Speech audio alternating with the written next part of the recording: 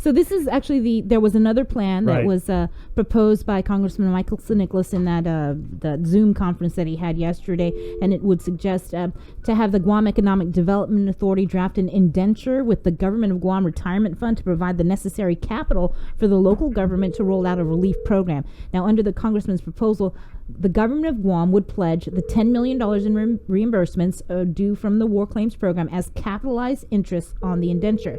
The congressman discussed a required 7% annualized rate of return or interest that would provide capitalization of about $142.8 million, which he estimates could fund as many as 116,000 applicants.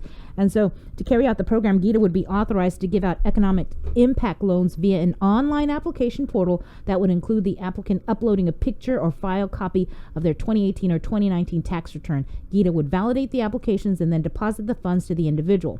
Once the federal funding arrives, the congressman proposed that such funds get put back to GITA, which the agency would then use to pay down the indenture that would have with the GovGuam Retirement Fund.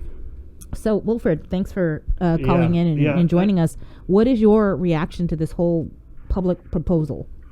Well, as you know, this thing just came up, and so we're consulting our financial advisor, our lawyer, and what have you. But my gut reaction right now is that, look, the government of Guam Retirement Fund has an unfunded liability of $1 billion right now, and this was caused by legislation in the past. And my feeling is that, look, please stop this thing. I don't know why they have to look at the government of Guam Retirement Fund when it appears that there's another way of doing this thing, and that involves dealing directly with the banks, people getting loans and what have you. So you had no idea this was coming?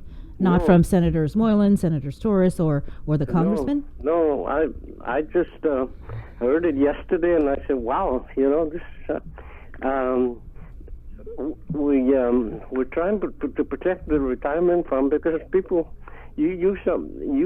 something go wrong with this thing, and then you've got a bunch of retirees and future retirees that are going to be adversely affected by this. Yeah, and that's what we're seeing. There was a message going around on WhatsApp last night. I don't know if you got that message, Mr. Leon Guerrero. It was something about Congressman Nicholas and jeopardizing retirees' paychecks. I don't know how accurate that message is, but what I do know is that when Tanana and Tunpete heard about this harebrained idea from the congressman, and now the speaker is going around, trying to knock on doors and get people to do this. So it's the speaker, it's Senator Jim Moylan, Senator Mary Torres, and of course the congressman. I think this is exactly what it looks like. It looks like a raid on the retirement fund. That's what we're concerned about, is that if the other method that's being talked about, where people will go directly to the financial institution and borrow money, let the Governor of Guam guarantee that. You don't have to involve the retirement fund. Mm-hmm. Mr. LG, what would you say to the GovGuam retirees out there who are, especially the Manumco? Because, right now, the Manumco are the most vulnerable from COVID-19. That's right. That's another thing, is that,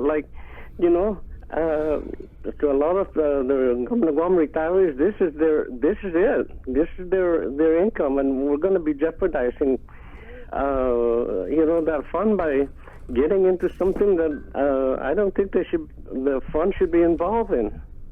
What would your message be to the congressman? Because, Mosqueda and Call, they didn't even call you guys. So what's your message to Congressman Nicholas, Speaker Tina Munia Barnes, Senator Mary Torres, and Senator Jim Moylan regarding this plan to do whatever they're trying to do with the retirement fund? Please, we have over $1 billion unfunded liability by legislation that was passed several years in the past. Let's not get into that anymore. So what are you going to do today? You're gonna be definitely not knocking on doors, but Yeah. picking up Are that you, are phone. you guys planning on meeting about this, Mr. Chair?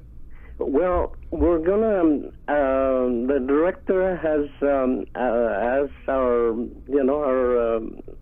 professionals to give us input on this thing. But like I said, my gut reaction is this thing is like, for God's sake, it seems like there's a way of helping the people that are unemployed, and that would be like them going directly to the financial institution and getting a loan. Why involve the retirement fund? Well, that's a good question. Valid question. Well, we would have asked that question if the congressman had allowed us to be in his Zoom Conference. media, but apparently it was only for people who don't ask real questions. Yeah, Yes, they'll somebody say called me up toward the latter part of that interview, and because they were telling me that, like, hey, they're talking about the retirement fund, and nobody consulted us about this. And my message is, please don't mess around with the retirement fund. We already got a $1 billion unfunded liability from past legislation. All right. Well, Kind of seems like that's something that these elected leaders of ours should know. I don't know. Do they watch the news? You know. Well, I think they're just trying to solve a problem, and sometimes when you do that, you don't think about the create another unintended problem. consequences. Well, Mr. Chair, are you doing okay though? Yeah. okay. Okay, so. Well, thank you for the opportunity. to blood give pressure us a probably shot. went up after you saw this. Yeah, you're okay. So we don't want the congressman and the speaker to be stressing you out. Well, it's really you don't mess around with people's retirement fund. That's my whole point. Yeah, we agree with you. Mr. Chair, so I got your number. You can shoot me a message. You know, keep us posted on how this develops. But as I mean, your message was very strong. Apparently, they did get in touch with the director, and the director is trying to gather information from our professionals, and we. At some point, we need to talk about it. But like I said, my gut reaction right now is that, look, we're in the retirement fund has a $1 billion unfunded liability from past legislation. They're going to add on to that. All right. Okay, Mr. Chair, thank you so much. Are you bush cutting or lawn mowing? No, you know, when you're staying Riding at home mower. not doing anything, you do stuff around the house. Right. Yeah. So you're on your honeydew list. Yeah, basically.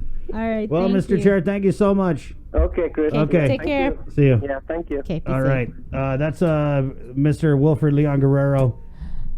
Straight out of his mouth, you know what I mean? And I don't know how, the congressman is he gonna now go and beat up the chairman of the retirement fund for calling it like it is? And disagreeing with him. And so we're gonna get Phil Flores from the bankers to kind of close the show. And so the gist there of what Mr. LG was saying was, hey, go ask the banks, but the banks are saying this is an insane plan. And so I don't know Is if Phil on the phone? any more energy should be wasted on trying to compel the bankers and the retirement fund to do the congressman's bidding, which is what the speaker is like running with this. Yeah. I think there's quicker ways. I mean, but all the parties involved that we need to go ask are just saying, "Oh hell no." Yeah. And I'm just surprised. Like, okay, we didn't think about. Let's just check them first and just see what they've got, and then right. And the plan. congressman's It's here it response, is. because I know that there was in the chat where the speaker's office had said, never have they seen such a massive proposal in which none of the parties involved were consulted.